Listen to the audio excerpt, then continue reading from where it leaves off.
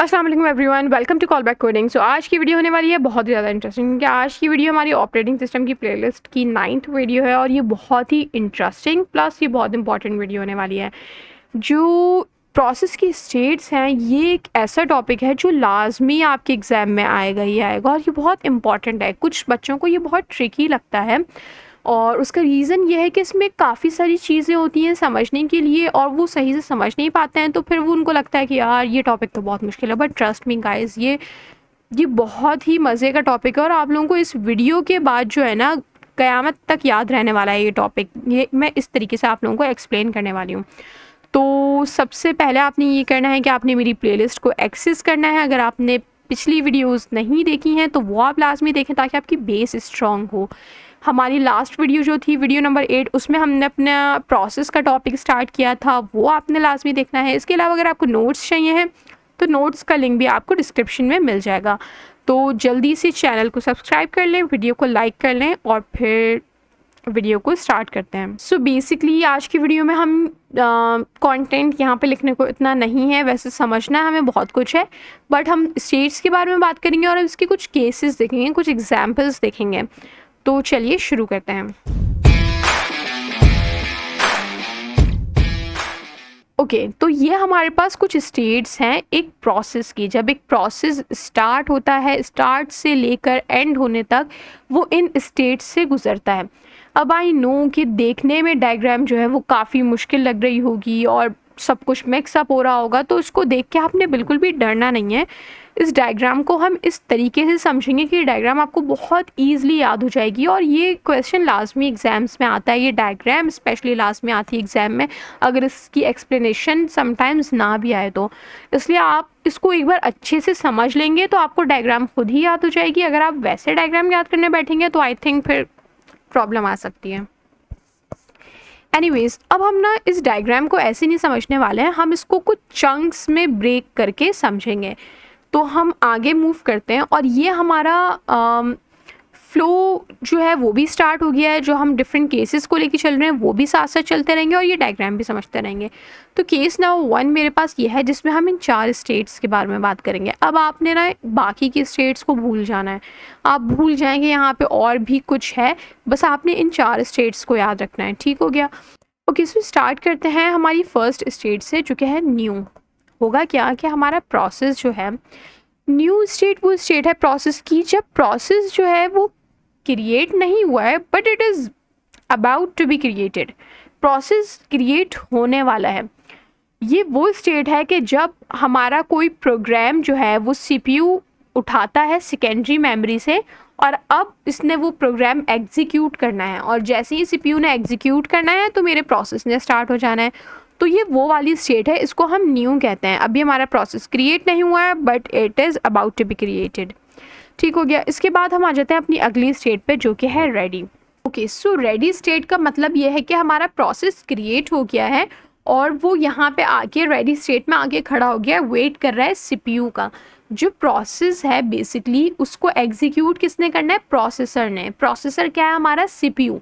तो प्रोसेस यहाँ आके वेट कर रहा है अब कि यार सीपीयू जैसे ही फ्री होगा और वो मुझे बुलाएगा तो मैं रन हो जाऊँगा। अब प्रोसेस यहाँ पे इस वक्त जो है वो मेन मेमोरी के अंदर आ चुका है, यानी हमारी रैम में आ चुका है। इसके बाद क्या होगा? हमारी नेक्स्ट स्टेट आ जाती है रनिंग की। रनिंग में ये होता है कि प्रोसेस जो प्रोसेसर है उसने उस प्रोसेस को उठा लिया और वो रनिंग स्टेट में आ चुका है। अब प्रोसेस हमारा रन हो रहा है, एग्जीक्यूट हो रहा है, और जैसे ही वो रन हो गया सक्सेसफुली उसके बाद वो प्रोसेस टर्मिनेट हो गया। टर्मिनेट का मतलब बेसिकली ये होता है कि प्रोसेस जो है वो किल हो गया, उसको ख़त्म कर दिया, उसको जो भी रिसोर्सेज दी हुई थी वो डीएलोकेट हो गई हैं ताकि हमारी मेमोरी और बाकी की चीज़ें भी फ्री हो जाएं।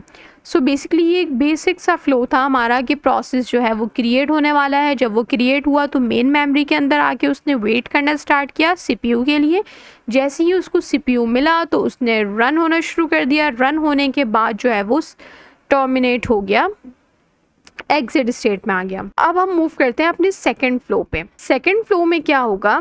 दोबारा से हम स्टार्ट करते हैं शुरू से कि हमारा प्रोसेस है वो क्रिएट होने वाला है, देन वो आ गया रेडी स्टेट में। क्रिएट होने के बाद उसके बाद वो चला गया रनिंग स्टेट में। अब प्रोसेस रन हो रहा था कि रन होते होते वो चला गया ब्लॉक्ड स्टेट में। अच्छा, अब ये जो ब्लॉक्ड स्टेट है ना, बेसिकली ये भी हमारी मेन मेमोरी है। अगर आपको ये याद रखने में मसला हो कि कौन सी मेन मेमोरी है, कौन सी सेकेंडरी मेमोरी है, तो इसका भी कोई इशू नहीं है। लास्ट में मैं एक पिक्चर आप लोगों को ऐसी दिखाऊंगी जिसमें हमारे पास ये लिखा हुआ होगा कि हमारे पास कौन सी स्टेट जो है वो मेन मेमोरी की है और कौन सी सेकेंडरी मेमोरी की है। एनीवेज, अब प्रोसेस जो है वो यहाँ पे आ गया ब्लॉक्ड स्टेट में। ब्लॉक्ड स्टेट में प्रोसेस क्यों आता है कि फॉर एग्जांपल कि मेरा एक प्रोसेस था, वो रन हो रहा था, रन होते होते उसने कोई आईओ रिक्वेस्ट करी, कोई आईओ कॉल करी, उसको कोई इनपुट आउटपुट रिक्वायर्ड था, उसने वो रिक्वेस्ट करी। तो अभी हमने लास्ट वीडियो में भी ये देखा था कि आईओ रिक्वेस्ट जब होती है तो फिर वो सीपीयू से बाहर आ जाता है, प्रोसेसर उसको छोड़ देता है और हमारा जो प्रोसेस है वो वेटिंग स्टेट में चला जाता है और हमारा सीपीयू जो है वो दूसरे प्रोसेस में एंगेज हो जाता है। सो जैसे ही मेरे प्रोसेस ने रिक्वेस्ट करी कोई भी इनपुट आउटपुट की, तो वो ब्लॉक्ड स्टेट में, या हम इसको वेट स्टेट भी कहते हैं समटाइम्स, तो वो ब्लॉक्ड स्टेट के अंदर आ गया और वो यहाँ पे अपनी रिक्वेस्ट के फुलफिल होने का वेट कर रहा है। ठीक हो गया। अब मीनवाइल क्या होगा कि हमारे पास और भी प्रोसेस लाइन में लगे हुए होंगे यहाँ पे, तो दूसरा प्रोसेस यहाँ पे आके रन होने लगा। अब जब मेरा ये प्रोसेस जो है, इसकी जो भी आईओ रिक्वेस्ट थी वो फुलफिल हो जाती है, वो कंप्लीट हो जाती है, तो ये डायरेक्ट रनिंग स्टेट में नहीं जाएगा, क्योंकि रनिंग स्टेट में तो कोई और प्रोसेस ऑलरेडी चल रहा होगा। तो अब ये ब्लॉक्ड स्टेट से जो है वो रेडी स्टेट के अंदर चला जाएगा कि अब ये प्रोसेस जो है वो रेडी टू एग्जीक्यूट है, और जहाँ पे भी ये प्रोसेस रुका था ये वहाँ से रिज्यूम हो जाएगा, रनिंग स्टेट में आके वहाँ से रिज्यूम होगा और फिर ये आके एग्जिट हो जाएगा। तो ये एक हमारा फ्लो था कि पहले न्यू से रेडी में गया, रेडी से रनिंग, रनिंग से ब्लॉक्ड, ब्लॉक्ड से फिर रेडी और रेडी से फिर से रनिंग एंड देन एग्जिट। अब हम बात करते हैं केस नंबर 3 की। केस नंबर 3 में बेसिकली क्या होगा, शुरू से शुरू करते हैं। हमारे पास न्यू स्टेट होगी, प्रोसेस जो है वो अभी क्रिएट होने वाला है, प्रोसेस क्रिएट हुआ रेडी स्टेट में, यानी कि मेन मेमोरी के अंदर आ चुका है। रेडी स्टेट के बाद सीपीयू ने बुला लिया कि भाई चलो भाई नेक्स्ट प्रोसेस आ जाओ, हमारा प्रोसेस चला गया सीपीयू के पास और वो एग्जीक्यूट होना स्टार्ट हो गया। इसके बाद वो गया ब्लॉक्ड में, तो यहाँ से ब्लॉक्ड में आ गया। ब्लॉक्ड में क्यों जाएगा, अभी हमने देखा था कोई आईओ रिक्वेस्ट आ सकती है जिसके लिए उसको वेट करना है, तो वो ब्लॉक्ड स्टेट में आ जाएगा। अब पिछले हमने केस में देखा था कि ब्लॉक्ड से वो रेडी में जा रहा था, इस केस में ये हो रहा है कि ब्लॉक्ड से वो सस्पेंडेड ब्लॉक्ड में जाता है और सस्पेंडेड ब्लॉक्ड से वापस ब्लॉक्ड में आता है। ये क्या सीन है, ये सस्पेंडेड ब्लॉक्ड क्या है? सो बेसिकली होगा ये कि हमारा जो प्रोसेस है वो वेट कर रहा है अपनी आईओ रिक्वेस्ट के लिए, और यहाँ पे हमारे पास दूसरा प्रोसेस था वो एग्जीक्यूट होने के लिए आया और उसकी भी कोई आईओ रिक्वेस्ट आ गई, वो भी आ गया यहाँ पे वेट करने लग गया हमारे पहले प्रोसेस के साथ। फिर हमारे पास कोई तीसरा प्रोसेस था वो भी यहाँ आ गया, चौथा, पाँचवा, छठा, बहुत सारे प्रोसेस यहाँ पे जमा हो गए, क्योंकि हमारे पास तो बहुत सारे प्रोसेस एग्जीक्यूट हो रहे होते हैं। तो यहाँ पे ये हमारी मेन मेमोरी है। मेन मेमोरी जो है ना वो बहुत लिमिटेड स्टोरेज हमें प्रोवाइड करती है। तो जब बहुत सारे प्रोसेस यहाँ पे जो है वो गैदर हो गए तो हमारी स्टोरेज ऑब्वियसली कम पड़ जाएगी, क्योंकि ये तो मेन मेमोरी है, हमारी सेकेंडरी मेमोरी नहीं है। तो उस केस में क्या होगा कि यहाँ से कुछ प्रोसेस जो हैं वो सस्पेंडेड ब्लॉक्ड में मूव कर दिए जाएंगे, ताकि हमारे पास जो है वो यहाँ पे स्पेस बन सके, वरना अगला प्रोसेस यहाँ आ ही नहीं पाएगा अगर यहाँ पे जगह नहीं है। तो कुछ प्रोसेस हमने सस्पेंडेड ब्लॉक में भेज दिए, जैसी जैसी प्रोसेस कंप्लीट होते गए वो गए रेडी में, तो यहाँ पे हमारे पास कुछ स्पेस बनेगी। जैसी स्पेस बनेगी तो ये वाला प्रोसेस वापस यहाँ पे आके अपनी जो भी आईओ रिक्वेस्ट है उसको फुलफ़िल करेगा, और जैसे ही वो फुलफ़िल हो जाती है तो फिर ये वापस रेडी में जाएगा। सो बेसिकली सस्पेंडेड ब्लॉक का काम ये है कि अगर हमारी मेन मेमोरी फुल हो जाती है ब्लॉक्ड स्टेट्स के प्रोसेसेस से, तो फिर हमारे पास सस्पेंडेड ब्लॉक जो है वो काम आएगा। अब हम मूव करते हैं नेक्स्ट केस पे। इसमें हमारे पास क्या होगा, अच्छा इसमें ना हमारे पास सारी की सारी स्टेट्स इन्वॉल्व हैं। पहले क्या होगा कि हमारा प्रोसेस जो है it is yet to be created, अभी क्रिएट नहीं हुआ है। देन जैसे ही वो क्रिएट होता है वो मेन मेमोरी के अंदर आ गया, यानी रेडी स्टेट में आ चुका है। फिर उसके बाद क्या होगा, रेडी से वो रन में जाएगा। सीपीयू ने बुलाया प्रोसेस को और उसको रन करना शुरू किया, ठीक है भाई वो चला गया और वो रन हो रहा है। रन के बाद वो ब्लॉक्ड में चला गया, उसकी कोई आईओ रिक्वेस्ट आई होगी, उसको वेट करना होगा। सीपीयू तो आइडल टाइम जो है वो नहीं अपना गुजारता है, ऐसा नहीं है कि सीपीयू फ्री रहता है। सीपीयू ने बोला कि यार तुम जाओ वेटिंग स्टेट में, मैं जब तक दूसरे प्रोसेस देख लेता हूँ। तो मेरा प्रोसेस आ गया यहाँ पे ब्लॉक्ड स्टेट में, क्योंकि इसकी कोई आईओ रिक्वेस्ट थी। उसके बाद ये ब्लॉक्ड से सस्पेंडेड ब्लॉक में चला गया। जैसे कि अभी हमने पढ़ा था कि अगर यहाँ पे स्टोरेज का इशू हुआ, क्योंकि ये मेन मेमोरी है, लिमिटेड स्टोरेज है, तो ये हमारे पास जो है वो सेकेंडरी मेमोरी के अंदर चला गया है। सस्पेंडेड ब्लॉक्ड से सस्पेंडेड रेडी में कैसे जाएगा? अब होगा ये कि जब मेरा प्रोसेस यहाँ पे था, इसने कोई आईओ रिक्वेस्ट करी और मेरा प्रोसेस आ गया ब्लॉक्ड स्टेट में। अब वो ब्लॉक्ड स्टेट में आके वेट कर रहा है कि यार मेरी रिक्वेस्ट फुलफिल हो, फिर मैं जाऊँ रेडी में। वो वेट कर रहा है, लेकिन रिक्वेस्ट कंप्लीट नहीं हुई, स्टोरेज का मसला आया और वो सस्पेंडेड ब्लॉक्ड में आ गया। वो सस्पेंडेड ब्लॉक के अंदर भी वेट कर रहा है कि यार मेरी रिक्वेस्ट पूरी हो जाए तो फिर मैं यहाँ से निकलूँ।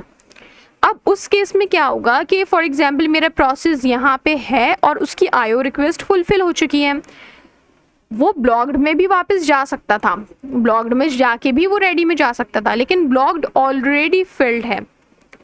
तो मेरा प्रोसेस यहाँ पे है और उसकी आईओ रिक्वेस्ट भी कंप्लीट हो चुकी है, मतलब उसको यहाँ पे अब रहने की ज़रूरत नहीं है।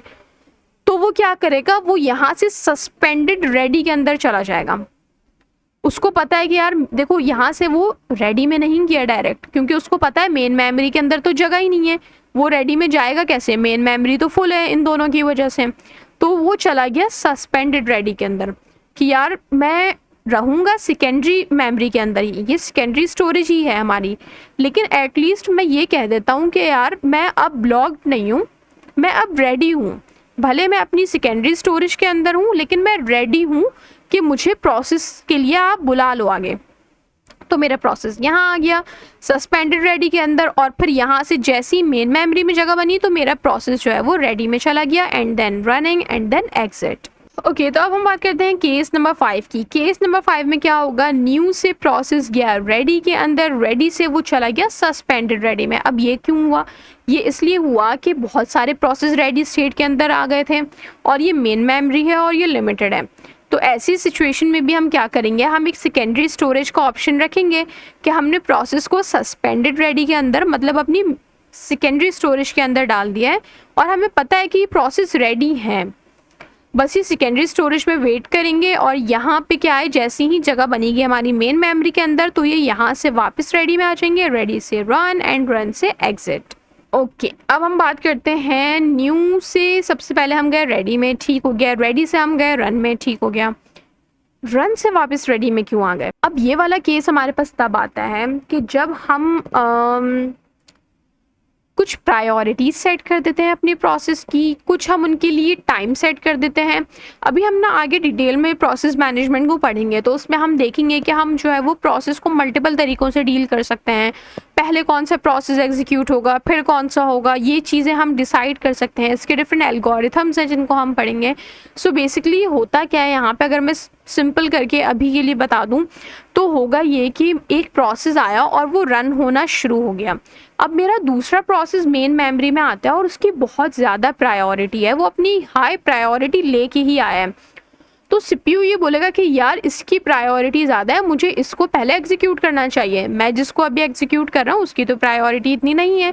तो वो उस प्रोसेस को बीच में से ही वापस भेजेगा रेडी में और हाई प्रायोरिटी वाले प्रोसेस को उठा के ले आएगा और उसको रन करना शुरू कर देगा।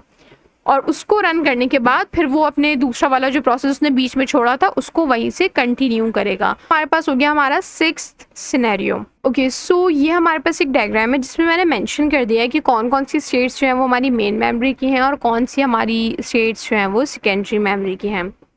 अगर आपको इन केस याद ना रहे तो आप इसकी हेल्प ले सकते हैं, आप अपनी डायग्राम में इसको लेबल भी कर सकते हैं, इसमें भी कोई इशू नहीं है। ओके, अब यहाँ पे ना ये कुछ डेफिनेशंस लिखी हुई हैं सारी स्टेट्स की, मैंने अलग से डेफिनेशंस यहाँ पे ऐड कर दी थी। इसके अलावा ये डेफिनेशंस आपको नोट्स के अंदर भी मिल जाएंगी, तो ऐसा कोई प्रॉब्लम की बात नहीं है। ज़ाहिर है हमने डायग्राम से समझना था तो हम इन डेफिनेशंस पे नहीं है, हमने डायग्राम से समझा, लेकिन जो चीज़ें हमने समझी हैं वही यहाँ पे मेंशन भी है। इन केस आपको पढ़ना हो, आपको एक थ्योरेटिकल वे में इसको थोड़ा समझना हो पेपर्स में लिखने के लिए, तो आप यहाँ से वीडियो पॉज करके भी देख सकते हैं, अदरवाइज आप मेरे नोट्स भी एक्सेस कर सकते हैं, उसमें भी आपको ये सारी चीज़ें मिल जाएंगी। Okay guys, so that was it for the video. If you guys have any query, ask me in the comment section, and don't forget to like, share and subscribe to my channel Callback Coding. So see you in the next video. Thank you.